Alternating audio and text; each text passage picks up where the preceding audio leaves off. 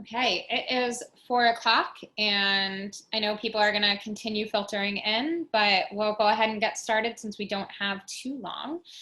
So hi everybody, welcome to Building a Better World by Building a Better Workplace.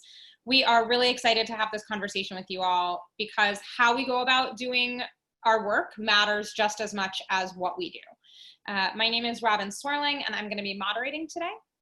I am the founder and executive director of Works in Progress. We're an organization that works with progressive organizations and companies on creating safer workplaces by addressing sexual harassment, as well as other forms of discrimination, and diversity, equity, and inclusion programming that shifts balances of power and meaningfully makes work for everyone. We pulled together this panel to talk about all of the ways that we can build safer working environments for everybody through a multitude of approaches and tactics. We've only got a tight 50 minutes today, so here's how this is going to go.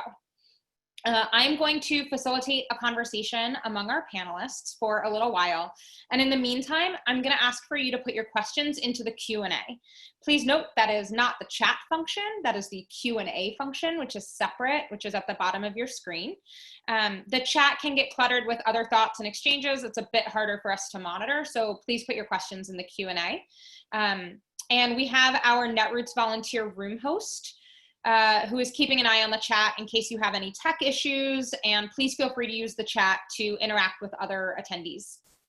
We have also set up a sign-up form where we're going to ask you to give us your email address. This isn't for us to add you to any of our mailing lists, but we realize that this session is short, and unlike in-person conferences, you can't just come up to us afterwards to have a conversation. So if you drop us your email address, we'll follow up with y'all in the coming days with some additional resources that you might hear us mention, info on how you can get in touch with any of us. So I'm going to drop that link to that form in the chat a few times during the session. And please add your name so we can continue the conversation past these 50 minutes. So to get started, I am excited to introduce you to our panelists today. First is Aisha Satterwhite. Aisha is Managing Director at coworker.org, where she guides work at the intersection of digital strategies and the labor movement. She was previously a Managing Director at Blue State, which is where she was when I first met her. And she spent the last 20 years working at the intersection of human rights, racial and economic justice, labor, advocacy, and tech, and is a leader when it comes to team management. Next is Sydney Scout. Sydney is the Special Projects Manager at Colorado Working Families Party and is also a member of the Campaign Workers Guild Executive Council.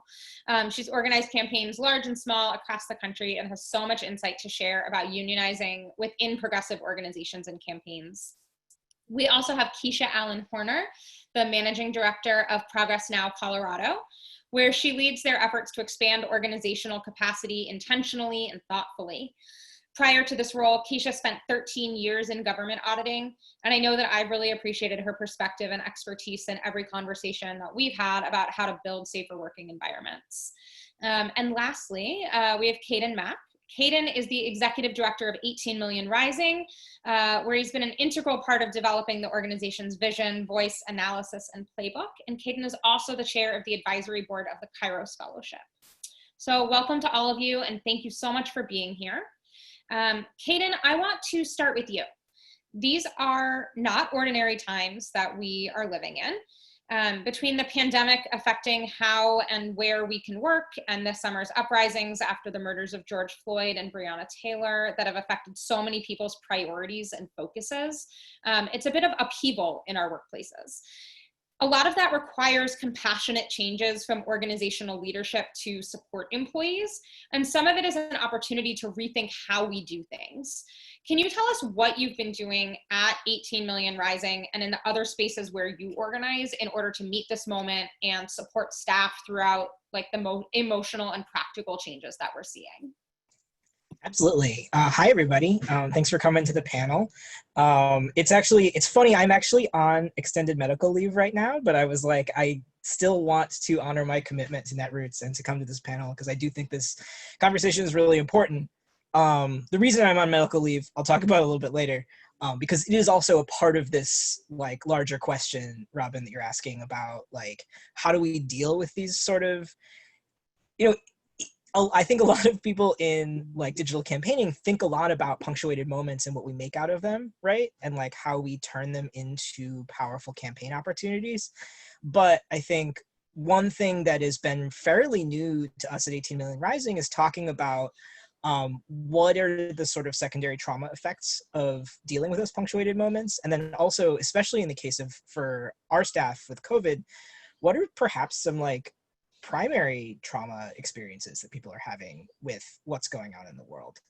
Um, but first, for those of you who don't know us, 18 Million Rising, we organize young Asian Americans online. We're the only national digital first infrastructure for Asian American organizing. And as a result, sort of play a really integral role in the broader landscape of Asian American racial justice organizing. Um, our team is very small. We just expanded this year to 7 people, which includes a managing director, which was a very exciting hire for me because I was also essentially filling those job functions. But I think this context is important because I do think that there are some things that there are challenges and opportunities depending on your organization size that are really important to keep in mind. For us, it's been a core part of our culture to always kind of bring your whole self to work, I think is the way that people sometimes say it. I think that can be really fraught for a lot of people for a lot of reasons. It's helpful that like within our organization, we're a queer-led organization with like a majority queer staff. Our staff is all people of color. Like there's a sort of like, there's an advantage that we have where we're not necessarily negotiating some issues of like power and privilege that leadership in other organizations might have. But at the same time, I think as a leader, in order to make that possible for the rest of my staff, it's really important for me to be practicing vulnerability with them. And part of the reason that I'm on medical leave right now is in addition to all of the like sort of like world historical upheaval we've been going through. In January, I lost my father, and in March, I was swatted. And I realized sort of like after the dust had kind of settled a little bit, after the week after Memorial Day, that I was just like not, like I was not feeling resilient. And being able to be vulnerable with my staff in that way actually opened a door for them to be like, yeah, this shit's really hard. And being able to model as the executive director, like it's okay to be not okay. And in fact, the only way that we kind of like get through that is by being vulnerable with each other and honest about what we're struggling with.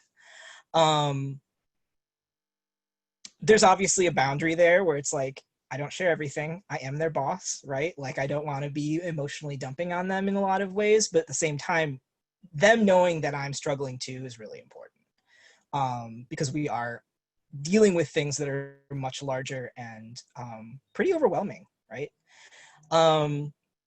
In response to COVID, one of the things that we did, and we'd actually been talking about this for a while, is moving to a 4-day work week.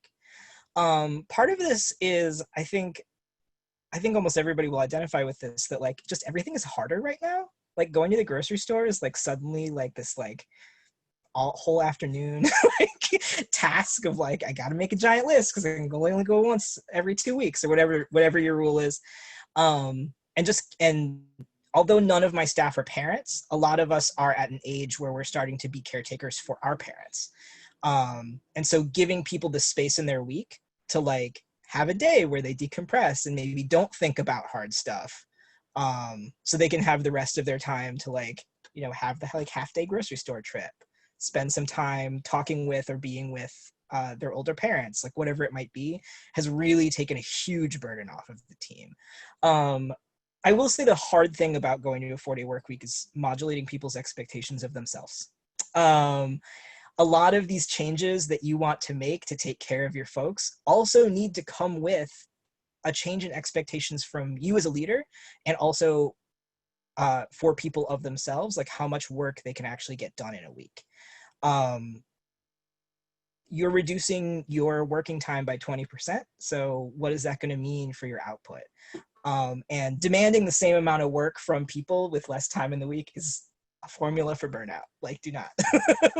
And I think that like for us, it took a lot of honest conversation internally about what things were falling off, what things were people sort of still seeing at the end of every week that they still needed to do, and how can we scale back our work meaningfully. In a moment like COVID, when you're like, oh crap, there's so much work to do, that's extra hard, actually. And we found in the sort of like first month that we tried it, a lot of people were like, I want to do more, I want to do more, because of everything that was happening, both public health wise, policy wise, anti-Asian racism and violence wise. It just felt like there was so much work to do. But the thing that I tell my team always is the work will always be there. And that like taking care of ourselves really does have to come first. I guess the other two tips I'll give for preparing for this kind of thing, because I think that like we can expect mayhem. If you don't expect mayhem, it will come for you anyway. One is to normalize boundary setting, right? And like being able to say like, this is too much. And I have to say that like being able to practice this with a team at work is really hard. And a lot of people, especially like my team is mostly younger people who are like really motivated, like care a lot about the cause, will say yes to things that they probably shouldn't be saying yes to because they want to. And I love them for it, but you don't last long if you say yes to everything. And so normalizing that boundary setting, especially if you are senior leadership, is really, really important. Helping people ask that question of themselves, like, is this too much? Is really important. And then also the other thing that's kind of core to our culture is problem solving workflow around like amongst staff. So like as a team leader or an organizational leader, you aren't the only one trying to figure out how to load balance work, right? That like people on your team can actually come to one another and say, hey, I need help with this. But then also the people that are being asked for help feel like it is okay for them to also say, I can't this week, I have too much on my plate. And those are conversations that I think they, for whatever reason, end up being a little more emotionally fraught at first than you think they're going to be. Like they sound like they should be straightforward and simple, but they're really not. And the best thing to do is really to continue to model it, right? And like reward people for having those conversations in like healthy, thoughtful ways. Make sure that people feel supported emotionally when they do feel like maybe there's a confrontation, because miscommunication will happen. But at the end of the day, trying to figure out how to run a team in these kinds of environments is about over communicating. And even if like us, you've always been remote, you may be finding this as well, that like there's a lot of anxiety tied up in not knowing how your folks are doing day to day. And so over communicating about everything has been really core to our success in like moving into like work patterns that feel more sustainable for these times. Thank you so much for that, Cayden. I appreciate all of that, like sharing and smarts about adjusting expectations, especially, right? Like even if you hadn't shifted to a 4-day work week, one of the things that I've been seeing is also just like when there's chaos, when there's upheaval, when there's pain, when there's trauma, when there's a pandemic, that even if you're still working the same number of hours as you usually had, people are not able, or at least certainly for the first few months of this, had not been able to be producing at the same level they have been. So having to figure out like, what do we prioritize? Are there things that we can just not do anymore, right? Aisha, sorry. Oh, I'll just say that also that's a great opportunity to get more junior staff starting to get involved in thinking about strategy and like, what is your strategy and why is the work really important, as opposed to like, I just need to be busy for 40 hours a week. Yeah. Aisha, I want to come to you next. You told me that at Coworker, in addition to supporting your members and activists who are working for change in their own workplaces, you all have spent the last year or so building a liberatory practice and culture of care internally.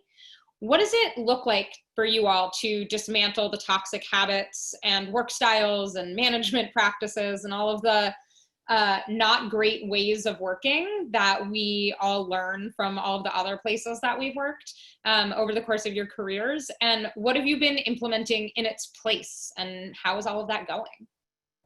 Yeah, so I will start by saying, as someone who has literally spent decades working for progressive organizations that try as they might have fallen short of walking the talk, I'm really excited to talk to y'all today about what it means to build an organizational culture that's actually rooted not just in diversity and inclusion, but equity, because that is different, and liberatory practice. So I can start by giving like a super quick overview of who coworker.org is, who we are, and then I'll share a bit about how we practice what we preach, and then I'll close out with some quick examples of what we've done, especially in 2020, and how we've managed through COVID, because there's some similarities between what Cayden and his folks are doing and what we're doing too. So there's a lot of simpatico there.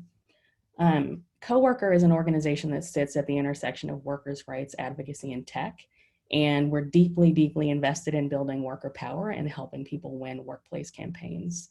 We're a digital first, remote first organization. We support worker organizing with people who sit outside of traditional union organizing contexts. So that means that we focus on using digital and social tools to engage in organizing efforts, mostly for people who don't have unions in their workplace and probably never will. So, you know, we're using a mix of technology that we own, that we do that with, and also relational organizing and support models for the people who are starting campaigns and fighting for and leading change across industries, job types, geographies. A lot of that is remote. Pre-COVID, there was some in-person work happening, but now it's all digital all the time. And we're busy following the lead of working people and trying to support and amplify what they need in any way we can. So, you know, that has a particular impact on us because with COVID coming around, our workload essentially increased by like 400% in a month's time.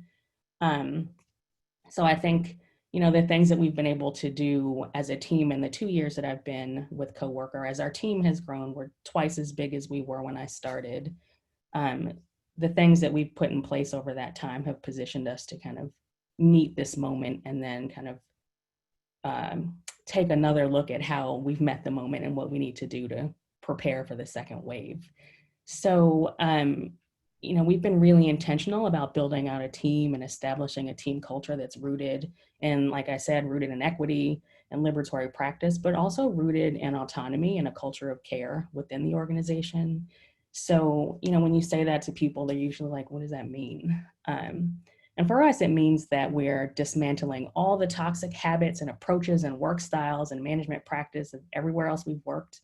We've worked in digital agencies, on political campaigns, and labor unions, nonprofits, advocacy organizations, and foundations. And there's just, even though we've come from places where we're trying to change the world, the way that that actually like plays out in real life in the workplace is not safe for many, many people for many reasons. So, you know, we focus on team building that's rooted in equity and opportunity. Our organization is like equal parts white, black, and brown, cis and queer, a mix of parents and aunties and uncles and parental caretakers, a mix of young people and grown people, like we're spread out across the country. So that like immediately changes how you show up to work, what kind of space you have to show up to work, who you can be at work. We're constantly interrogating what it means to be productive. We're constantly interrogating the culture of urgency and what that means, especially when you work in digital, and that's like rooted in setting vanity metrics and goals, and trying to chip away at that and come up with something that's better, and kind of force movements and industries around us to do the same thing. We also focus on trying not to be reactionary as a primary mode of operation. So that means that we have to spend a lot of time trying to make space for the liberatory part, which is, you know, proactively envisioning the world we want to live in and working towards that instead of always reacting to and responding to fires and trying to put them out as fast as possible.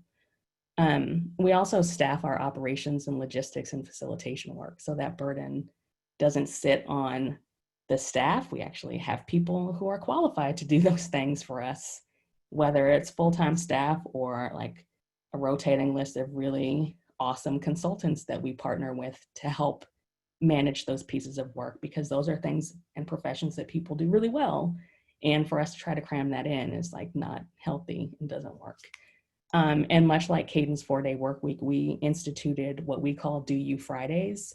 So those are days where we can rest, we can read, we can rejuvenate ourselves in whatever ways that work for us as individuals. And we don't do calls or meetings. We don't send Slacks. We try really, really hard not to send emails to each other on those days, so we have space to kind of decompress. And if that means like you go rock climb, or you go hike, or you go camp, or you go to the grocery store, or you sleep late, or you watch Love After Lockup like me, like we have space to do that and move our brains in different directions. And in terms of what we've been able to do, especially around COVID response, like what Cayden said about primary and secondary trauma is real, especially you know, a lot of us on the team have experienced really tough personal loss in this moment. I mentioned before, our work has increased by like 400%. We changed our standing meeting schedule, set up rotations, like took another look at team structures and staffing. Zoom video is always optional. Like you don't have to perform presence or, you know, the permanent smile that you relax your face from when you hang up. We are normalizing that it's okay to be tired and sad and depressed and stressed and overwhelmed, and any mix of those feelings. It's okay to say it out loud. As a management team, the 2 co-directors and I try to model that behavior by saying it out loud and being transparent about it. We're super flexible about taking time off and taking breaks, whether, you know, you have accrued leave or not. And that's especially helpful for people who are new staff and don't have a bank of leave to draw on. And it's especially helpful for parents and caretakers. I think, you know, one of the things that I try to remind people of, and that we all try to unpack, is that taking time off is not stealing time, because that's how it's treated, even if you work in a progressive workspace. We've closed the office the week of Memorial Day. We're going to do it for Labor Day. We are always closed for a week at the end of the year.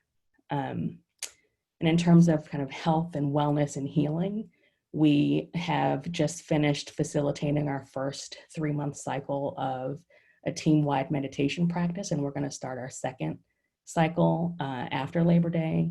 We've started facilitated conversations internally about trauma stewardship and healing justice, and what it means to try to actively dismantle the habits of white supremacy practices in our workplace culture. And I think, you know, one of the things that we're working really hard that I would like to see more is that we actually build an effective culture of conflict and, you know, comfortable dissent in the organization. So, you know, one of the things that's really important for us to remember is that this is life's work for us. So we have to pace ourselves and build together with transparency and care. And I think we're working really hard to create a place where we can actually be who we say we are at work. And just as a shout out to my team, we're doing amazing, sweetie. So thanks for listening. I want to put just like a giant +1 on everything that you said.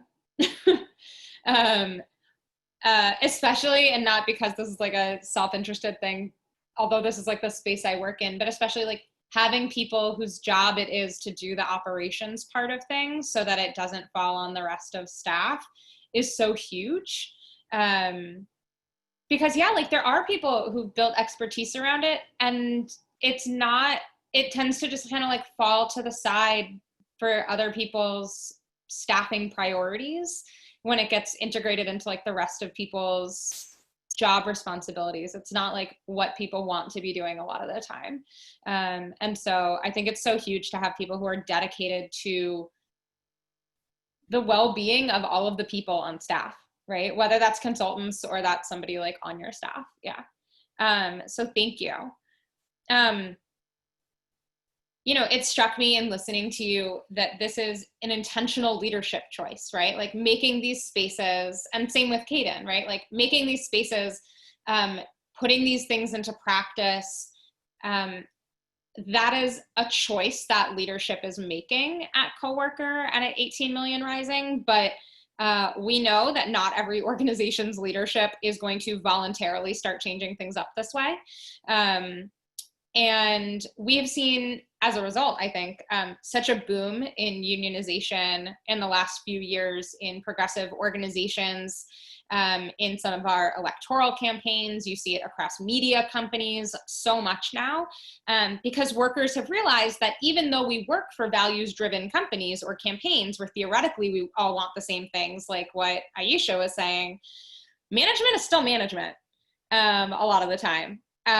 And, whether they mean to be or not, right? Like they're just, management does what management does. And so, Sydney, could you talk to us about what it looks like to unionize within the progressive movement and what the roots are of that work?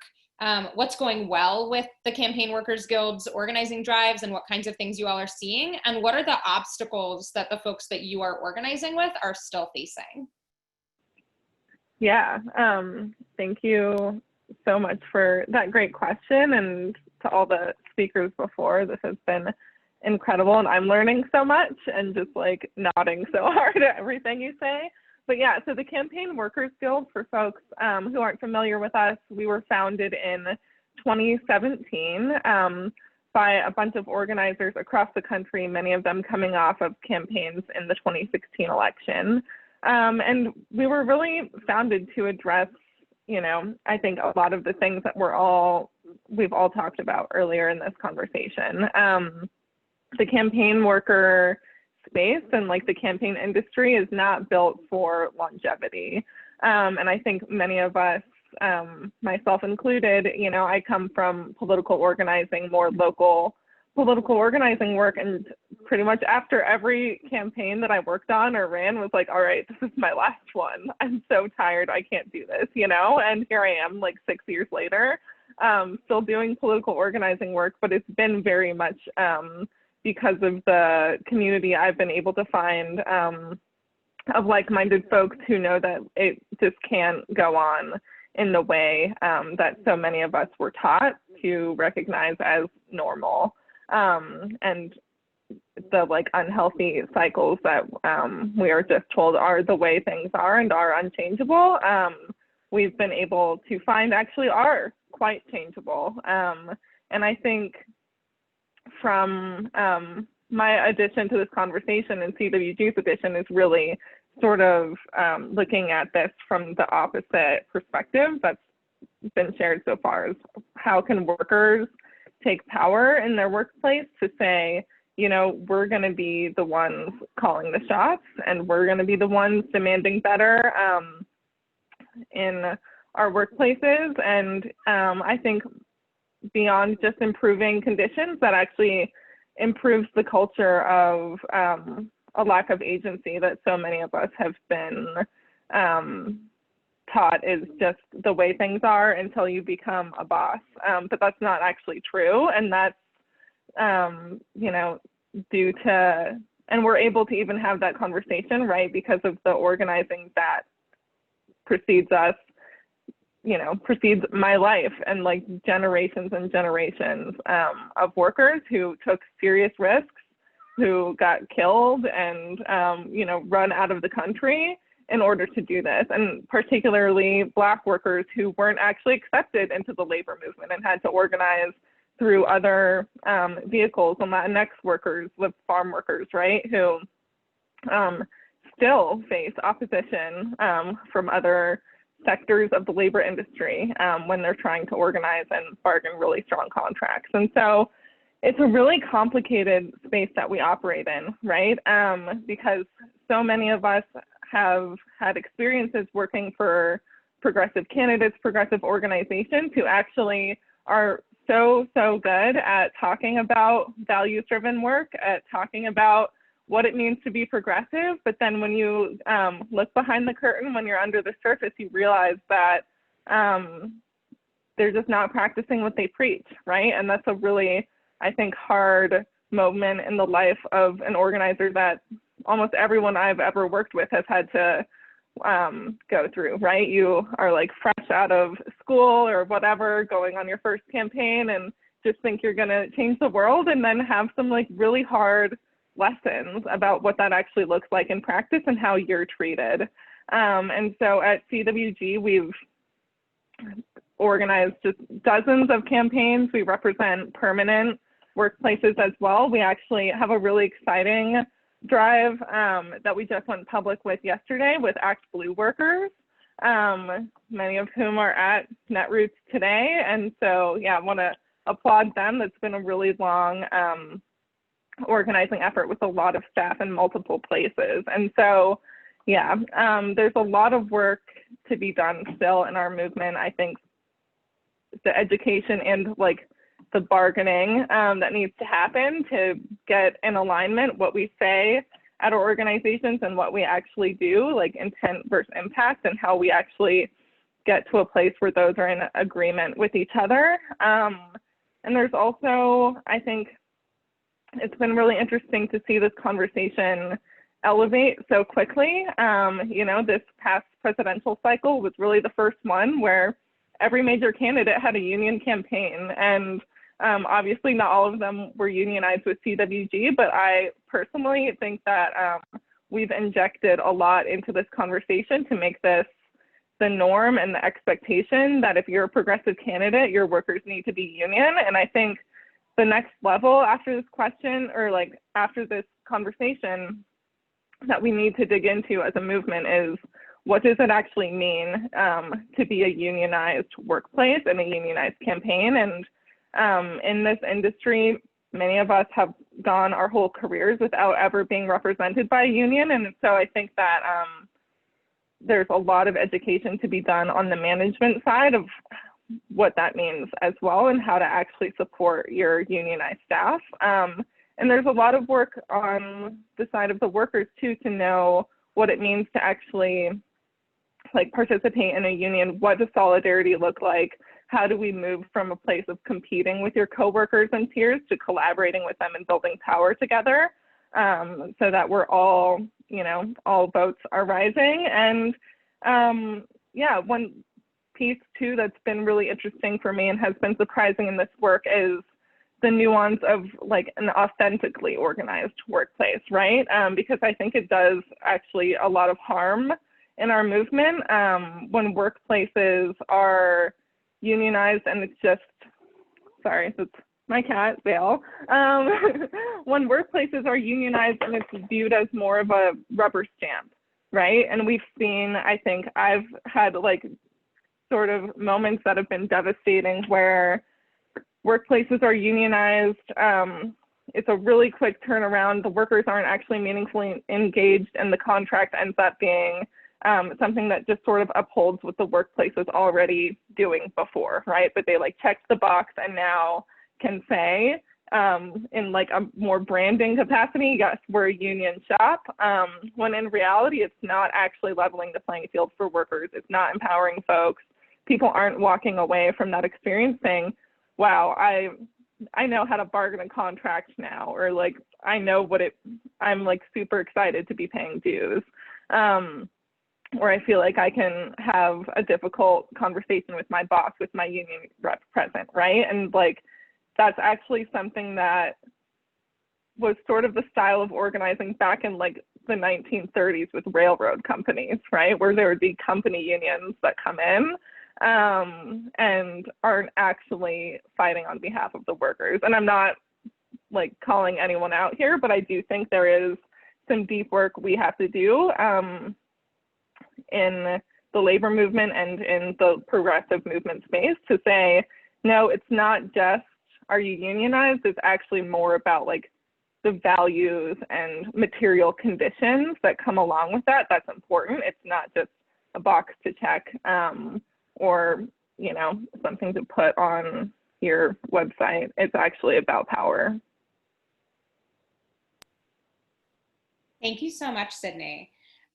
So before we keep going, and I'm going to go to Keshia next, I just want to remind folks, if you have questions or thoughts or things that you want us to address, if you can throw those into the Q&A box, we would love to hear from you and love to speak to the things that are on your mind and that you're interested in.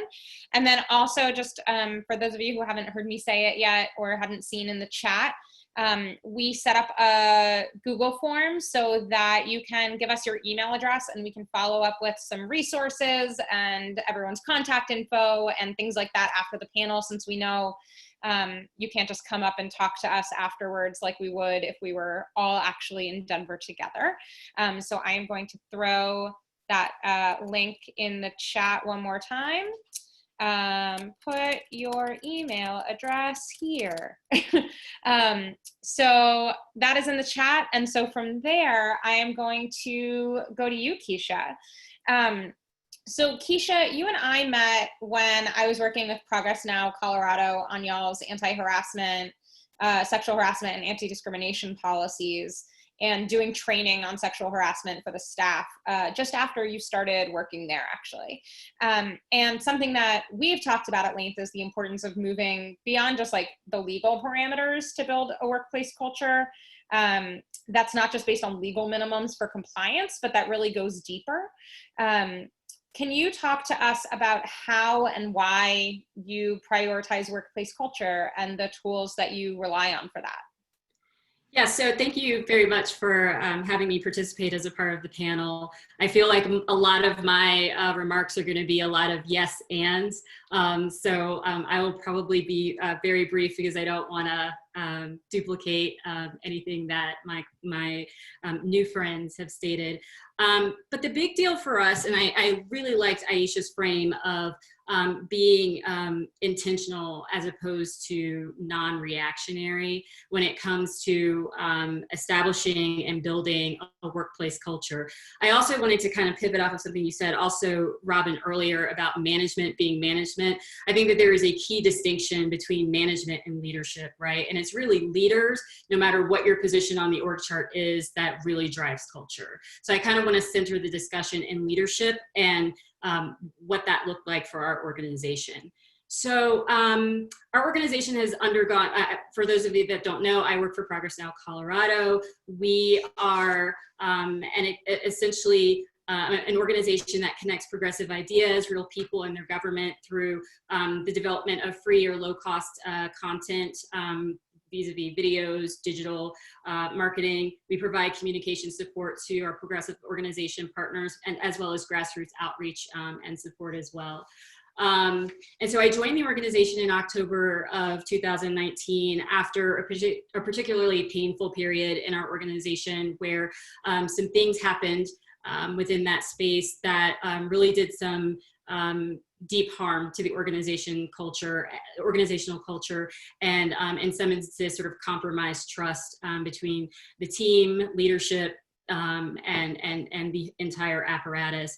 And so what I'm most proud of our organization is our conscious decision in conjunction with our board of directors to really prioritize organizational culture above everything else. One of the things that they did was create a managing director position. That's me. I joined the organization after all of these traumas. So in that vein, I was able to kind of come into the organization with a fresh pair of eyes and sort of look around, and didn't really have that baggage that was associated with other relationships within the organization. The other thing that was really cool about the prioritization process is, as we mentioned earlier, I come to this space after lots of years in the government auditing space, and though the organization was very intentional about making sure that I had technical knowledge, skills, and abilities, they really prioritized the soft skills so that they could have someone in this space to help siphon off some of the operational burden from the staff, but also someone that could quickly come in, build relationships, and establish some level of trust, which is sort of an ongoing effort, and quite honestly, my top priority in working with folks within my organization and also external to my organization. So the real so there's, in that space, there's really 3 key takeaways, right? Again, being very intentional, right, about establishing a healthy, establishing and maintaining, and that's going to be important later, a healthy workplace environment for the team and for stakeholders, for everyone that's involved in the work that we do. And what that comes with is an actual meaningful investment, right? An investment in financial resources at times. It's an investment in time, and it's an investment, more to the point, my favorite part of the day is an investment in people. Because without the people, nothing else we do really matters. So really being intentional about investing and marshaling and aligning the organization's resources with who we want to be, which leads to the third thing is that, again, all of this is, when you think about workplace culture and building better workplaces, a lot of what we do is aspirational, and we need to keep that in mind. It's not a one and done, like, okay, we did some stuff, we created some processes, we built the thing, and then we walk away. It really is an apparatus of continuous improvement, where we're constantly in a reflexive space where we look at what we do, we look at where we are, we look at where we want to be, and we take steps towards that aspiration to make sure that we are aligning ourselves and our actions, words, and deeds with the actual values that we espouse. And again, I want to emphasize the fact that it's not, again, a one and done. This is a continuous process, right? And as the organization expands, contracts, people's roles grow, change, and evolve, there's a need to constantly be looking at who we are, who we want to be, and making those adjustments, and being really intentional about that, and then really marshaling the resources to get us there. Wonderful, thank you. So we did get a question in the chat from Anna Avendano. Hi, Anna. And what Anna asked is, what tools do you use to assess workplace culture? And I want to actually slightly answer this before kicking it to the rest of the panelists. But I know that in my work, in coming in and having conversations with organizations about their culture, about what people's thoughts and concerns are around sexual harassment or discrimination or equity or, all of those concerns, the first thing that we do are audits to try to find like the quantitative answer to all of this, right? Like, what is going on if we're seeing people of color leaving an organization regularly or at higher rates than white folks, or any other marginalized group, right? If we're seeing queer folks leaving more than we're seeing straight folks leave, like, what's going on there, so that we can address retention problems. What are you doing to around pay equity, right? Like, how are people getting hired in? Are we seeing that people of color are really primarily getting siloed into particular types of positions, right? All of those kinds of things are the things that we want to assess through audits. And then the other piece is having conversations, doing surveys, doing focus groups, or doing one-on-ones, or any combination of those, depending on the size of the organization and what it is that you're looking for and what you're trying to find out. And all of that helps us set baselines so that we can set actual goals. I think Aisha and Keshia both spoke to parts of this, of like, and specifically what Keshia said, right? Like, we are trying to build towards something that we haven't yet quite seen. And if we know what that is, we can set what those goals are. And goals are measurable. Goals are specific. Goals, are time bound. All of those things. So it's not just a wishy-washy, like, we want to have less racism in our workplace. Like, that's not a goal, right? Like, we need to set things so that we can specifically say, like, here's what's happening, because like, that's everyone's goal on our side, hopefully. But I can't speak to like the Nazis on the other side, but that is our overall goal, but how are we getting there, and what are we doing about it? We have to set those baselines. And so that's where focus groups, surveys, audits around pay equity, around hiring, retention, promotion, management, power, right? How do you audit what power looks like in your workplace? Who is sitting at that table and who controls that table? Who controls who sits at the table, right? All of those are the pieces that we want to look at. Does anyone else want to take a stab at that question as well? What tools you use to assess workplace culture? Quickly, Robin, the thing that you're saying about like how do we audit power is making me think a lot.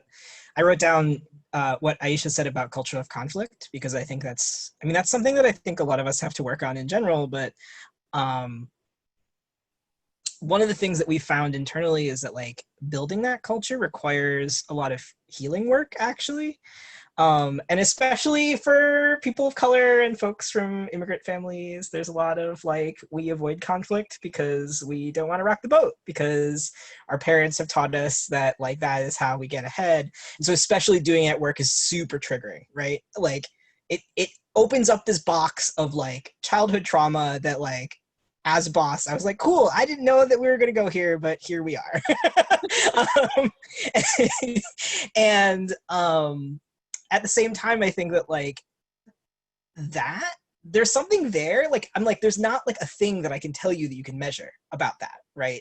But there is something about the quality of the conversations that we have had since pulling back the sort of like thin veneer of pretending that thing doesn't exist with one another, and just like the realness that we're able to bring to the table when we do sit together. One of the things that we have done for a while that people really like and other organizations have started implementing is we have tried to spend more time together that isn't productive time, which I think is really important also for remote organizations, because so many of our meetings can become work product oriented, but we do like a political education study group where we read things together. And Aisha had mentioned trauma stewardship, and actually one of the first books we read together was trauma stewardship. Highly recommend. It was sort of revelatory, and there are also a lot of tools in there for assessing, for people personally also, to assess like, where am I at in terms of like managing my own trauma response. And so there's like a piece there that's not just about like, how is our organization doing, but like, how do I as an individual bring this kind of energy to the organization? What are my needs maybe that aren't being met? And I found some of the like activities pretty disarming in that way, that it's like, it provides a sort of like safer feeling framework to talk about feelings in the context of work that I certainly didn't have as somebody who doesn't really have a background in management or therapy. So. Thanks, Cayden. I'm gonna semi-parking lot, and again, use this moment to plug the form to put your email in so that we can send you additional thoughts and ideas and tools and all of that, because we are going to start to wrap up, or like endeavor to wrap up. I'm throwing the Google form in the chat one more time. There's two other questions, and these are actually like really connected to each other in the Q&A. One from an anonymous attendee that says, I would love to hear your thoughts on organizations creating staff-run DEI committees to address issues. There have been incidents in my organization that started those conversations, and all of the work is falling on staff, and inadvertently on staff of color. And what does holding management accountable look like during this? I'm worried they just say the right things. So to that point, I want to encourage you, anonymous attendee, to please either add your email address to that form, or to send me a message after this, find me in the app, because there is a perfect, all the like social justice slideshows that are going around on Instagram. There is one that is why your staff DEI committee is not working, that I have bookmarked, which is magnificent, and I will definitely send around, because the thing about DEI committees is they're wonderful if they're given power, if they are given resources, if they are, if all of the burden is not falling onto the most impacted people. And so that's just like a quick note on that. The other piece that's in this question that I think is semi-connected to this is we recently set up a working group with the goal of looking at policies and procedures, training ideas for the whole team, client recruitment strategy, all with the goal of being more equitable. What do we start with first? To which I would say, start with consulting a person who does this work, because you shouldn't have to figure it all out on your own, even if that's one consultation, and not hiring someone on. Help someone put your stuff in order for you. But anyone else on the panel want to talk to that? Like, where do you start? I mean, I can jump in just based on experience at not at coworker, but in other places where we will not be replicating the things that I experienced in other places, right? Like, definitely don't put the burden on Black, Indigenous, people of color. That's usually what happens. It happened to me as a managing director in that role. And, you know, perfect point, Robyn. Like, there are people who do this for a living. There are people who are very good at this, are highly skilled and resourced, and can move your organization through that process. If your company or organization only wants you all as staff to come up with the solutions on your own, run, because they're not invested in doing it right.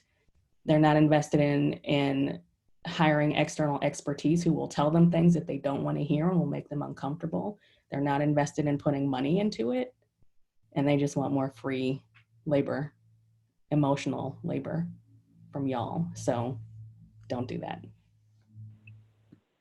Yeah, the same way And that if I could, oh, sorry. I just want to say real quick, the same way that I said things about how like operations staffing is important, right? That there's people whose job it is to do all this work or to manage the people of your organization.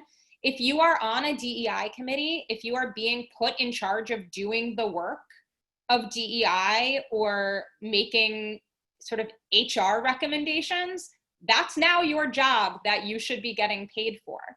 And so you should either have less other stuff on your plate to make room for doing that work, or you should be getting compensated more because it is now additional work that is being put on you to do, right? So that is a thing to make sure that it, like, this is not like all the Black and brown people in the organization spend their spare time in between all of the other work that they have to do, figuring out how to make your organization less racist.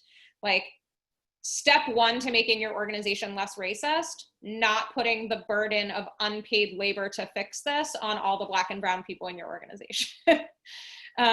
Sorry, Sydney, you were gonna say something. yeah, I was going to say something similar and take it maybe a step further and say that, you know, and the responsibility should not be like, he loves Zoom. The responsibility should not be on you as an individual worker to notice, oh, I'm having all of these things added to my plate. Now I have to have a weird conversation with my supervisor or whoever the relevant person is about this and like advocate for a pay increase or for things to be moved off, right? Like, that's actually something that should be governed by your contract, and there should be an article like about work assignments, about compensation and salary bars and what's required there. And there can also be language in a contract about diversity, equity, and inclusion, right? And like writing it in there that it's not going to fall on staff, that the organization will pay X amount of money for a professional to come in and do it the right way. And so, yeah, just want to +1 everything that was said and say it can be in a contract, so it's even more real.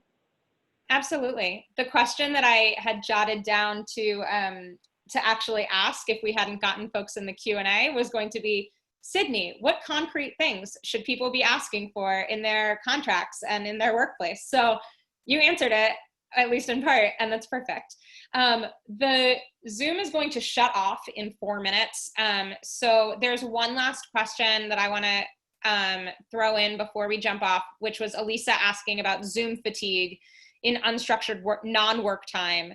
Are there ways we can connect and create room for discussion and non-work growth right now? Does anyone have like a 1-minute answer to that before we close?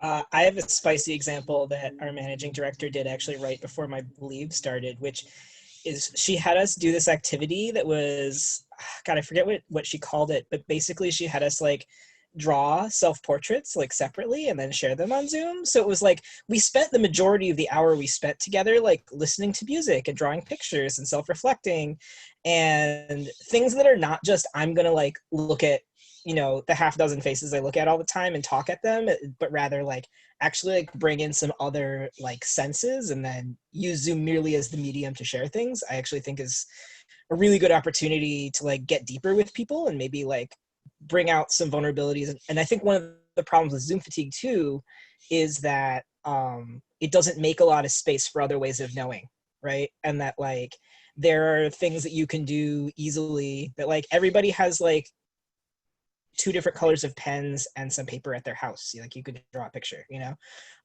And that like, I think there are ways that you can engage other senses, other ways of knowing that also will like make things more inclusive and equitable. Yeah. So it is time for us to wrap this up. I wish we could have this conversation all day. If you know me, I obviously like do have this conversation all day. I'm very annoying about it. But panelists, if you can throw your Twitter handle or other way that you want folks to get in touch with you in the chat real quick. And please, please, please click the link that has been in the chat a gazillion times or throw your email in within the next like 1 minute and I will get it so that we can follow up with folks with additional resources and thoughts. And my great thanks to Aisha Satterwhite, Keshia Allen Horner, Sydney Scout, and Cayden Mak for their time and insights today. Take care, everyone. Have a fantastic Netroots. Be well. And yay. Thanks, everyone.